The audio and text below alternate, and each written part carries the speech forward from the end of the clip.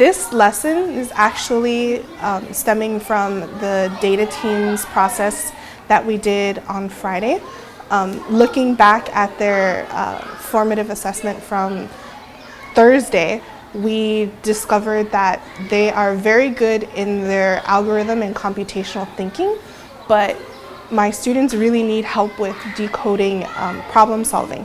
So after some research over the weekend, I decided that I'm going to try the Singapore Math bar model method, which actually fits in perfectly with where we are in math right now. We're just finishing up learning long division, and we're going to switch into unit conversions. So the worksheet that I have for them today is a mix of 6 word problems, some division, some unit conversion, just hoping to apply the BarMethod model with them.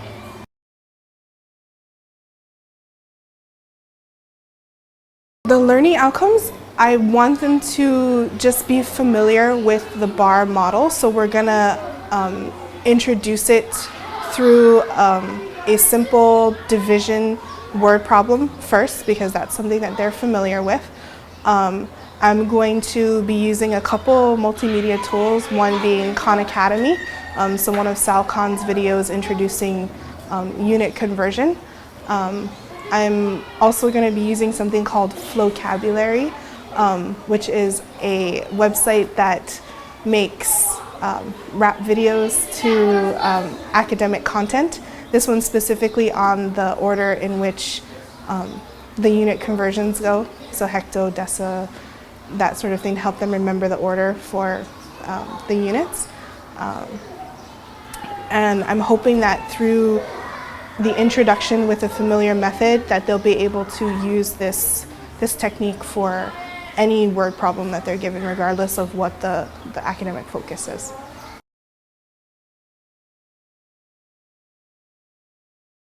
I'm going to be using quick formative checks. So when they're sitting with me down on the floor, asking them questions, pausing videos to stop and check for their understanding, to ask for their predictions of what they think their answers are going to be.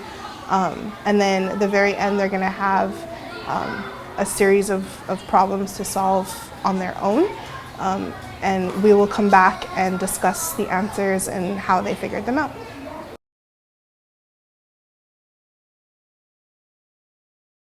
I plan to manage student behavior through just our normal learning agreements. So I'll be going over them before the lesson. Also going to be using something else that I've used in a previous lesson, which is behavior scouts. So they're going to be looking for students who are exhibiting good behavior, then being rewarded with we call it a dolphin ticket, so something that they can spend at our school store and get prizes for and things.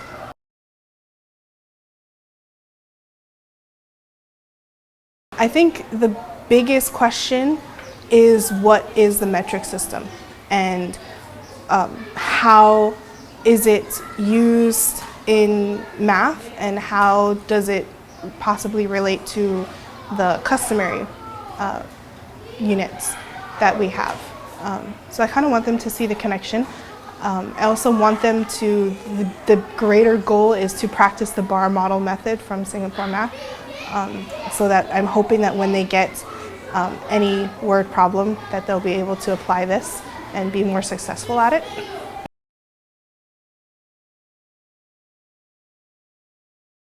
The lesson is going to be engaging just because the videos were not necessarily intended to be interactive, but I'm going to make them interactive. The rap video especially, the kids, I introduced it to them last year, so some of my students will know it, some of them won't. They love singing along to the makers of these videos. Even if they've only hear it twice, you know, I can hear them keep going and going throughout the day, like humming the tune. And the Khan Academy video especially, the way he uses his tools, the bamboo writing instruments that allows him to do the digital writing and things, kind of allows for teachers to make it interactive as much as they want it to be, so they can either play the whole thing and let the students absorb what the lesson is doing, or they can do kind of what I'm doing, which is working on it with them, pausing at certain points, checking for understanding, seeing if they can solve the problem before Sal gives the answer. They kind of like to race each other just to see who can get it, and then I challenge them by asking, how they figured it out, how they, why they differ in opinion on what answers they're going to have. So.